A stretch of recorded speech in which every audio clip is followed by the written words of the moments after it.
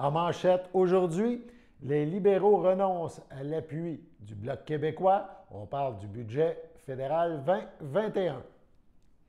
Bonjour à tous et bienvenue à votre bulletin d'information sur les ondes de CTRB, votre télévision locale et régionale, en ce 22 avril. On débute par une nouvelle mentionnée hier sur nos ondes lors du bulletin. Donc, comme mentionné lors de ce bulletin, Gabriel Meunier, qui est coordonnateur pour le Conseil régional de l'environnement de Lanaudière, le CREL, nous parle d'un troisième outil pour favoriser la mise en place de mesures en matière de mobilité durable. On écoute le monsieur représentant, le CREL. Allons-y. Le dernier outil qu'on a dévoilé dernièrement, c'est le lancement de nos 6 capsules sur la mobilité durable. Je pense que c'est ça aussi, vous vouliez qu'on détaille peut-être un petit peu plus aujourd'hui. Ouais. Donc, c'est des capsules qui ont été tournées l'automne dernier, Okay. avec la boîte de production Synopsis là, qui nous ont accompagnés là-dedans. Ça encore, c'est issu un peu de notre travail de concertation avec le milieu. Donc, on s'est dit, ça serait bien pour chacune des 6 MRC de la région de trouver une initiative là, qui est porteuse, qui peut en inspirer d'autres, puis vraiment de réaliser une capsule puis de mettre de l'avant cette initiative-là. Donc, c'est ce qu'on a fait là, avec 6 initiatives vraiment intéressantes dans la région. Puis, on a débuté le dévoilement de ces capsules-là là, à coup d'une par semaine, là, à chaque mercredi. Donc, on a débuté la semaine dernière. Il y en a une nouvelle qui est sortie là, tout juste aujourd'hui. Puis, on étire ça là, jusqu'au 19 mai à chaque mercredi. Ceux qui suivent nos réseaux sociaux, notre chaîne YouTube, là, ils vont avoir accès à une nouvelle capsule. Là. OK. Parfait. Puis c'est ça, MRC d'Autrey, la capsule, me semble qu'elle est en mai. Je me demande si c'est pas la dernière, justement, ou une des dernières. Là. Exact. Donc, je voulais peut-être que je détaille un petit peu plus celle-là. Oui, vu que c'est notre MRC. Certainement. Donc, je dirais la majorité des capsules, on y est allé avec des exemples municipaux, que ce soit au niveau de la MRC ou d'une municipalité. Dans d'autres, on a décidé de faire les choses un peu différemment. On y est allé avec une entreprise sur votre territoire qui est vraiment très proactive en matière de mobilité durable. C'est l'entreprise d'Évolution qui est du côté de Lavaltrie. Okay. Donc, c'est une entreprise technologique qui s'est implantée en région, là, donc plutôt qu'être dans les grands centres, mais ils ont vraiment mis de l'avant plusieurs, en fait, c'est un bouquet d'initiatives qu'ils ont mis de l'avant. C'est pas juste installer un support à vélo ici, là, c'est vraiment dans la vision de l'entreprise d'offrir les meilleures conditions à leurs employés. Donc, ce qu'ils ont fait, ils ont installé des bornes électriques, ils en ont ajouté pratiquement, je pense qu'ils sont rendus à 13 bornes pour leurs employés. C'est quand même une grosse entreprise de plus d'une centaine d'employés, si je ne me trompe pas. Donc, ils ont instauré ça tranquillement. Au début, ils ont commencé avec 2. Puis ils ont augmenté ça. Lors de leur agrandissement, ils ont installé des douches aussi pour ceux qui veulent faire du transport actif. Il y a possibilité d'avoir... ils ont des vélos, des trottinettes électriques en libre service pour leurs employés pour qu'ils puissent se déplacer sur l'heure du dîner, aller prendre le lunch, puis faciliter leur déplacement là, sur des courtes distances. Puis ils ont même fait l'acquisition de quelques maisons là, juste autour de l'entreprise pour permettre à des gens qui font des stages de pouvoir les héberger temporairement là, à leurs frais. Donc, ils ont vraiment été très proactifs de ce côté-là. Ce qui est bien intéressant, là, c'est un peu leur vision, ça a été de commencer petit, là, de toujours voir ça serait quoi la meilleure initiative, comment est-ce qu'on pourrait la déployer pour notre entreprise. Puis on trouve que c'est une initiative qui gagnait à être reconnue, en fait. Puis espérons-le, là, ça va inspirer d'autres entreprises et d'autres employeurs de la région là, à commencer petit puis à commencer à mettre de l'avant certaines initiatives. Cette capsule-là va être lancée officiellement, là, ça c'est le 19 mai, donc c'est celle qui vient clore notre série. Donc on va inviter les gens à venir la regarder à ce moment-là, là, comme je disais, sur notre page Facebook ou sur notre chaîne YouTube, là, où on les dépose une par semaine. Parfait, oui, c'est ça. Puis on va inviter aussi les gens à toutes les visionner parce que je veux pas, c'est tout important pour la région de la Lanaudière. Ça reste des belles initiatives. Effectivement, puis c'est un peu comme ça qu'on le campe. Là. Oui, il y en a une par région, mais le but, c'est vraiment de les faire connaître, puis de propager ça le plus largement possible, puis de les faire rayonner. Puis c'est comme ça qu'on va peut-être en inspirer d'autres à poser des gestes similaires. Oui, c'est ça, exact. Des fois, les gens ne savent pas trop par quoi commencer. Fait que ça peut donner une bonne idée de quoi faire. Puis, Effectivement, puis je vous dirais que c'est très complémentaire aussi avec notre boîte à outils, là, où on a des exemples d'actions vraiment à tous les niveaux. Donc, si on veut commencer quelque part, mais ça peut être une très bonne ressource. Là, le site web, c'est mobilitédurablelanaudière.ca. Donc, on arrive là, sur une plateforme interactive, puis on a juste à rentrer quelques critères, puis on va nous sortir les fiches qui répondent le mieux à nos besoins, ce qu'on aimerait développer. Puis ça va être de voir si on va chercher davantage de ressources ou si on s'inspire des exemples que nous, on a mis de l'avant. Fait que ça peut être une très bonne façon de débuter. Je dirais ces deux outils-là, tant les capsules que la boîte à outils. En lien avec ce que nous venons d'entendre, allons visionner un extrait de la toute première capsule qui traite de la MRC de Montcalm. On regarde et on écoute. Aujourd'hui, pour notre capsule La mobilité durable, ça me branche, un sujet qui me passionne particulièrement, l'électrification des transports. Dirigeons-nous à Sainte-Julienne, dans la MRC de Montcalm, où une entreprise de taxi a fait l'acquisition d'un véhicule électrique, un ajout important pour le transport collectif durable. Marc-André Avoine, directeur du service des transports, et Pierre Lassalle, ex-préfet de la MRC, nous en diront plus. Notre projet à la MRC de Montcalm, c'est qu'on offre du transport adapté et du transport collectif depuis plusieurs années. Pour offrir ce service-là, on doit faire appel à différents fournisseurs. Dans le cas qui nous occupe aujourd'hui, pour la mobilité durable, on a un de nos fournisseurs de taxi, Taxi Richard Rodrigue, qui est à Saint-Calix, qui a procédé à l'achat d'un taxi entièrement électrique pour offrir le service. À ça, il y avait assurément les bonnes raisons. Premièrement, vous comprendrez que sur le plan financier, c'est une économie d'essence qui est non négligeable. Deuxièmement, concernant le confort des passagers, compte tenu du bruit intérieur de la voiture, une voiture électrique, c'est sans bruit. Donc, encore là, il y avait un avantage. Et je ne vous cacherai pas que l'image environnementale d'une voiture électrique pour une entreprise de taxi est aussi très importante. Évidemment, c'est pour nous des retombées absolument positives. Quand on parle de véhicules silencieux, on réduit notre empreinte carbone ou gaz à effet de serre. C'est une situation gagnante. Le transport collectif est déjà un service qui contribue à une réduction des GES. Puis là, on pousse encore plus loin. C'est une volonté du Conseil d'offrir de plus en plus des véhicules électriques pour offrir le service de transport collectif. Donc, c'est que du positif pour nous.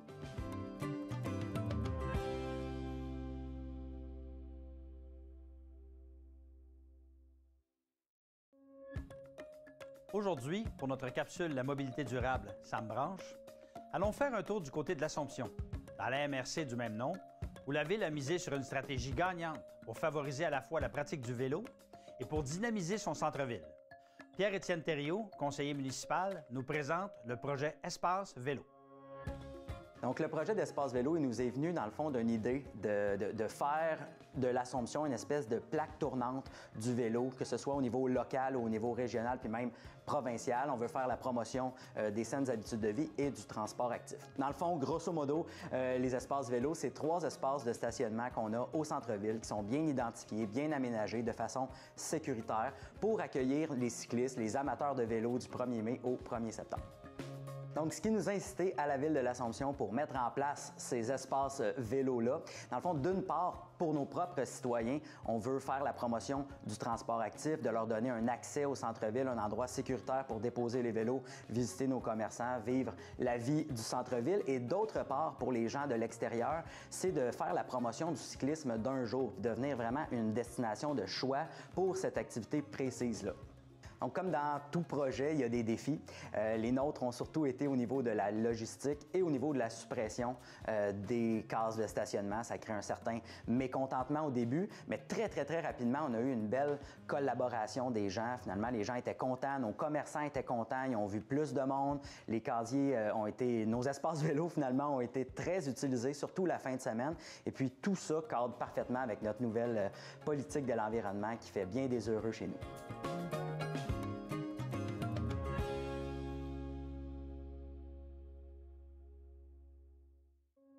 Aujourd'hui, pour notre capsule La mobilité durable, ça me branche, on va faire les choses un peu différemment. Passons du monde municipal au monde entrepreneurial avec une entreprise qui propose une panoplie d'initiatives en mobilité durable pour le bonheur de ses employés. Alors allons de ce pas à Lavaltrie, dans la MRC de Dautrey, rejoindre David Hervieux, fondateur et président-directeur général de Dévolution. Notre projet de mobilité durable était composé de 4 éléments. Il y avait premièrement des bornes électriques qu'on a installées un petit peu partout chez Dévolution. On avait commencé avec quelques bornes et puis au fur et à mesure, on en a ajouté. Ensuite, dans les débuts de nos premières rénovations, on a installé des douches pour que les gens puissent venir à pied ou en vélo ou pouvoir en même temps avoir une hygiène corporelle s'il ne fait pas beau ou s'ils décident de courir. Ensuite, on a décidé d'acheter des maisons à proximité pour permettre aux gens qui soit viennent faire un stage ou soit restent loin, puissent avoir un endroit où loger. La quatrième aussi, c'était dans le fond des trottinettes et des vélos libres pour permettre aux gens de pouvoir aller faire leur petite commission ou juste se promener dans les heures de repos afin de changer un petit peu d'air. Chez Dévolution, la plus grosse retombée du projet de mobilité durable, c'est vraiment la satisfaction des employés qui ont vu qu'on prenait à cœur leurs demandes et le respect de l'environnement aussi. C'est quelque chose qui est très important pour tout le monde. Puis de montrer qu'on est à l'écoute de leurs besoins, c'est vraiment intéressant pour la rétention, pour profiter en même temps des bénéfices de la borne électrique, des voitures électriques. C'est vraiment une composante de premier plan pour eux autres.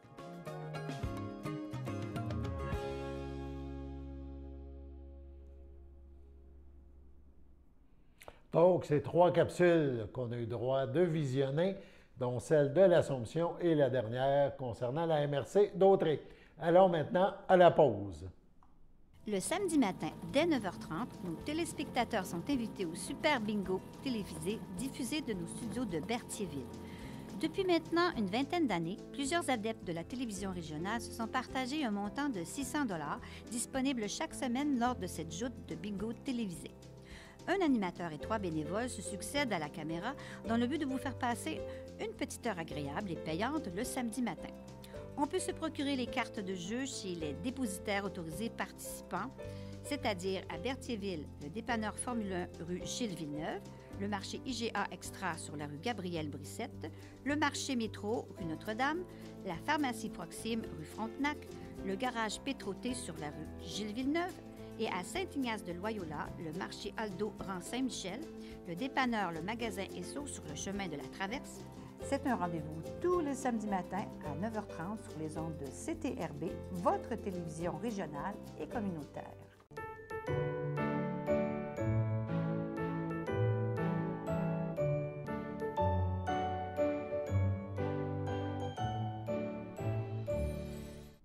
Les anniversaires en ce 22 avril. Tout d'abord, la FADOC de l'île du Pas souhaite bonne fête à Yvan Lefebvre, à Lise Perrault, à Luc Brissette. Aussi, le Centre d'action bénévole Dautrey souhaite bonne fête à Jean-Pierre Monaste de Berthier. Et aussi, le 22 avril, c'est la fête de la Terre. En effet, c'est le jour de la Terre. C'est votre anniversaire aujourd'hui. Toute l'équipe de CTRB se joint à moi et vous souhaite un heureux anniversaire. On poursuit les informations. Yves Perron, député de Berthier-Masquinongé, aborde la gestion problématique de la quarantaine des travailleurs étrangers temporaires. On l'a eu en entrevue. On l'écoute à ce sujet. Je vais vous parler en toute honnêteté, là, c'est le bordel complet. En fait, le gouvernement fédéral, encore une fois, a donné un contrat très rapidement. Moi, je serais curieux de... Là, on va faire des recherches, on va regarder c'est qui cette entreprise-là, qui s'appelle Switch Health, qui est une entreprise ontarienne, qui est engagée pour offrir les tests, les services pour le test de la COVID au 10e jour. Okay. Alors, ce qu'il faut comprendre, c'est que le travailleur étranger, avant de partir de son pays, il a subi un test qui devait être négatif. Quand il arrive à l'aéroport, il y a les laboratoires Biron qui sont sur place, qui effectuent un test qui, lui, se passe super bien, parce qu'il y a des spécialistes qui sont là pour le faire. Et les producteurs me disent de façon unanime qu'ils reçoivent les tests, les résultats dans les 2-3 jours, c'est parfait. Okay. Après ça, on a 14 jours de quarantaine à faire quand même, malgré un test négatif. Au 10e jour, on exige un autre test. Okay. C'est celui-là qui est problématique. Parce que le travailleur, il est parti avec son petit kit quand il a quitté l'aéroport. On lui a donné son petit kit pour faire son test au 10e jour. Je ne sais pas, parmi les auditeurs, quels sont ceux qui ont déjà subi un test, je dis subi, hein? C'est un mot bien choisi, subi un test de COVID. Moi, c'est clair que j'aurais bien de la misère à me rentrer ça, creux de même dans le nez. Déjà, il y a quelque chose qui ne fonctionne pas. Et quand on appelle, ils doivent appeler pour être supervisés à distance, par vidéoconférence. Et là, les gens ne sont pas capables d'avoir la ligne. Puis quand ils ont une ligne, ben, les gens parlent seulement en anglais. Au Québec, on se peut parler en français. On n'est pas capable d'offrir. C'est des heures, le producteur que j'ai parlé ce matin, 14 heures d'attente en ligne. Au total, sur 2 jours, parce qu'il a fallu qu'il abandonne à un moment donné. Et quand on arrive à l'infirmière, ben, il y a une langue anglophone. Fait que là, le producteur agricole, qui lui n'est pas supposé être avec ses travailleurs parce qu'eux sont en quarantaine, il est obligé d'être là pour l'assister, parce que lui, il parle espagnol. Déjà, ça marche pas. Et là, il faut envoyer ça par Purolator. Et pour le livrer à Purolator, une nouvelle information que j'ai eue ce matin, ça a l'air qu'il faut que ce soit un taxi Uber.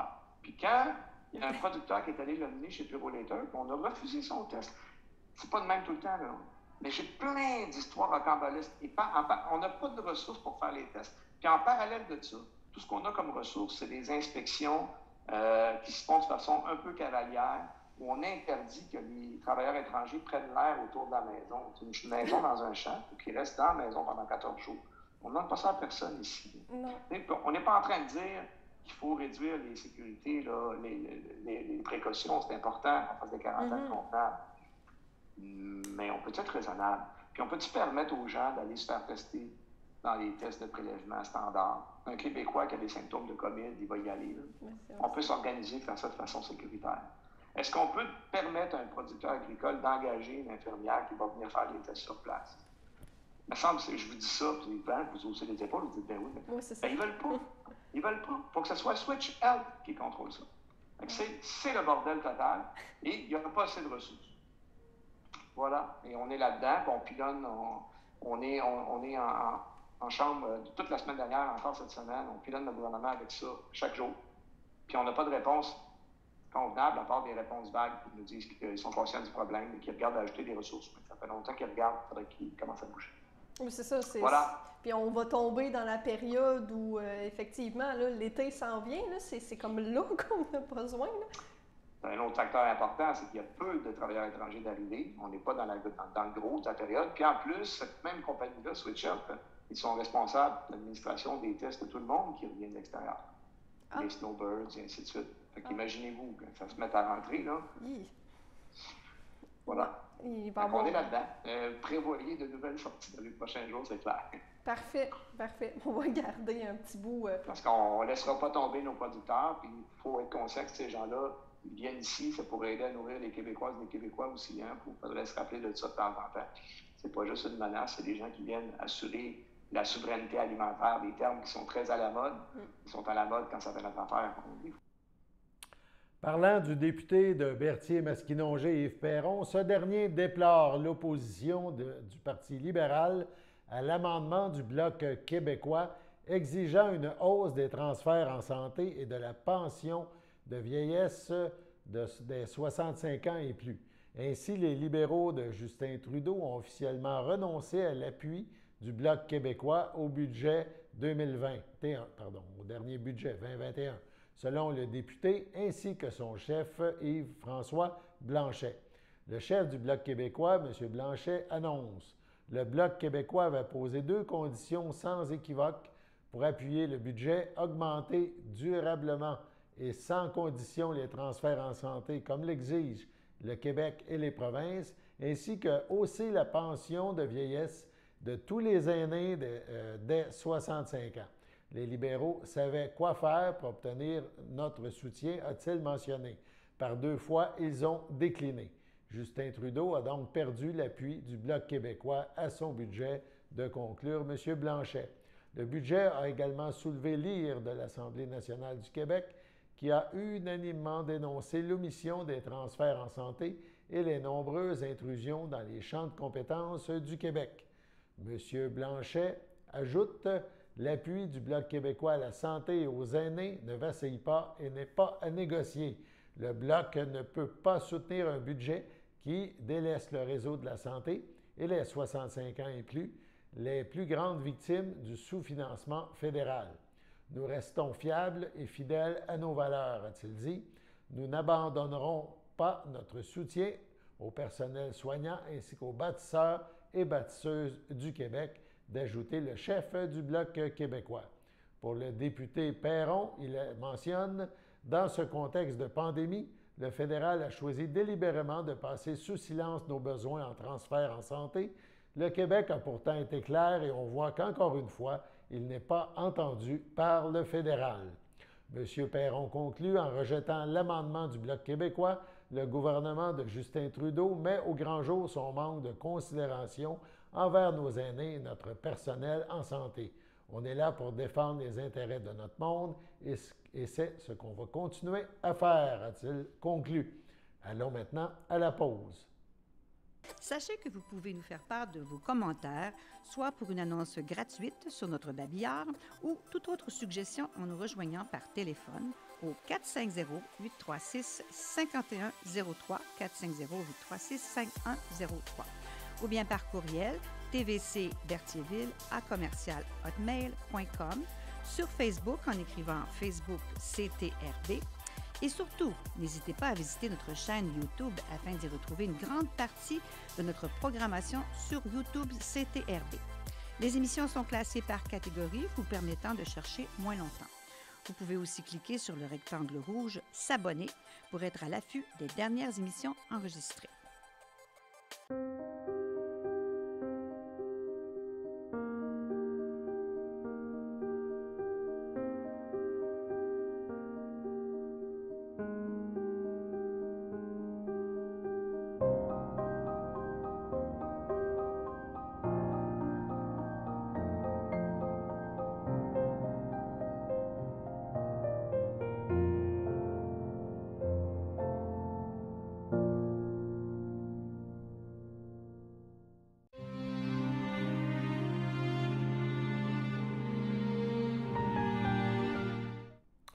Au CHEDL de Saint-Charles-de-Borromée, le 13 avril dernier, à 90 ans, est décédée Mme Gérarda Guévremont, épouse de feu André Guertin, demeurant à Berthierville, autrefois de la Visitation de l'île du Pas.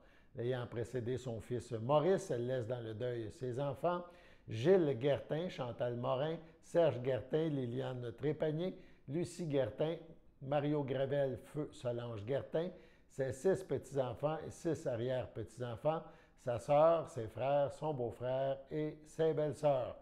Pauline Guévremont, Elphège Bergeron, Robert Guévremont, Denise Courchaine, André Guévremont, Lisette Brissette, Raymond Guévremont, Denise Thibault, Fleurette Blais, feu Jules Guévremont, Claire Barthes, feu O'Neill Guévremont, Janine Guertin, feu Marcel Généreux, Louisiane Plante, feu Narcisse Guertin, ainsi que plusieurs neveux, nièces, autres parents et amis. Étant donné la situation de la pandémie actuelle, une cérémonie aura lieu en toute intimité à une date ultérieure. Passons maintenant à la météo.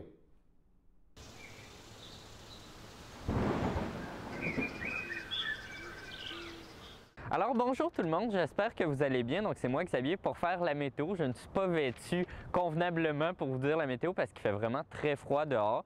Présentement, on parle d'une température de 5 degrés avec un ressenti de 0. Il y a de la petite neige, donc on voit que ça aurait pu tourner en pluie, mais ça va continuer encore de la faible neige pour aujourd'hui. Sinon, pour ce soir, ça va être nuageux avec une température de 3 degrés avec un ressenti de -2. Pour ce soir, on parle de temps encore nuageux avec une température de 1 degré avec un ressenti de -4. Donc, il fait très froid. On s'attendait à quelque chose de chaud avec le printemps, mais finalement, il fait froid quand même. Pour demain matin, c'est généralement ensoleillé avec une température de 4 degrés avec un ressenti de 0. Demain après-midi, c'est curieux, la température devient quand même beaucoup plus chaude avec une température de 14 degrés avec un ressenti de 12, très ensoleillé. Donc, le beau temps va revenir malgré tout. Pour le pollen, la qualité de l'air, donc c'est bas. Et je vous dis que les beaux jours vont revenir. Sur ce, bonne soirée à tous. On termine par les informations sur la COVID dans Lanaudière en ce 22 avril. Donc, les dernières statistiques, les derniers chiffres qui ont été émis font état de 423 cas actifs. C'est quand même 14 de moins qu'hier. Donc, la situation, lentement mais sûrement, en tout cas jusqu'à maintenant, on se croise les doigts, s'améliore dans la Naudière. On parle de 13 hospitalisations, c'est toutefois 2 de plus qu'hier. 8 personnes aux soins intensifs, le même nombre. 507 décès depuis le début de la COVID, c'est le même nombre. Et 21 770 personnes qui avaient contracté la COVID sont des cas qu'on dit rétablis. Par MRC maintenant, dans Dautré, chez nous, on parle de 23 cas, c'est 2 de moins que la veille. À la MRC de Joliette, nos voisins, 26 cas, c'est 1 de plus. Dans la Matéouinie, on parle de 10 cas, c'est 4 de plus qu'hier. Dans la MRC de Montcalm, une belle amélioration, 56 cas, c'est 11 de moins que la veille. Les deux plus populeuses MRC, celles qui comptent le plus de cas, dans l'Assomption, avec 117 cas, c'est quand même une amélioration. Il y a 8 cas de moins. Toutefois, dans les Moulins, on est à 191 cas, c'est 2 cas de plus que la veille. Si on regarde, on revient à la MRC d'Autré, on a dit 23 cas, mais si on décortique par municipalité, 19 de ces 23 cas sont à Lavaltrie. Toutes les autres municipalités ont entre 0 et quelques cas, c'est vraiment minime. Si on revient dans les 2 municipalités les plus problématiques, les villes qui sont le plus touchées, on parle dans les Moulins, Terrebonne avec 152 cas, Mascouche avec 39 cas. Dans la MRC de l'Assomption, on parle de Repentigny avec 80 cas et de la ville de l'Assomption avec 28 cas. Mais au moins, la vaccination se poursuit à un bon rythme et les chiffres sont quand même à la baisse, du moins pour l'instant, dans la région de la Naudière. Voilà, c'était vos informations en ce 22 avril.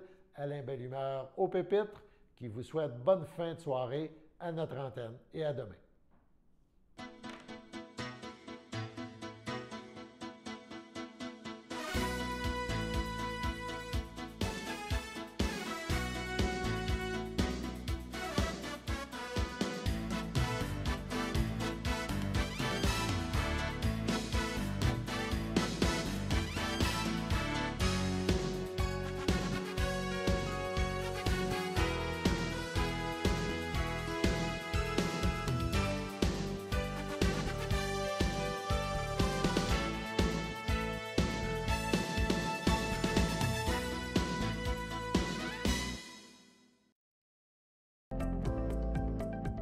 Les télévisions communautaires autonomes du Québec, ce sont les télévisions les plus importantes parce qu'elles sont proches de la communauté. On veut encourager des gens qui parlent de ce qui nous intéresse, mais aussi qui participent au développement local. Mais c'est fini le temps là, où on allait lire une affaire qui a été écrite avant hier au bout du monde. Non! Tu veux savoir ce qui se passe chez vous? Bien, ma télé préférée, c'est la télé autonome communautaire. C'est ici que ça se passe. Sachez que vous pouvez nous faire part de vos commentaires, soit pour une annonce gratuite sur notre babillard ou toute autre suggestion en nous rejoignant par téléphone au 450-836-5103, 450-836-5103, ou bien par courriel tvcberthierville@hotmail.com, sur Facebook en écrivant Facebook CTRB. Et surtout, n'hésitez pas à visiter notre chaîne YouTube afin d'y retrouver une grande partie de notre programmation sur YouTube CTRB. Les émissions sont classées par catégorie, vous permettant de chercher moins longtemps. Vous pouvez aussi cliquer sur le rectangle rouge « S'abonner » pour être à l'affût des dernières émissions enregistrées.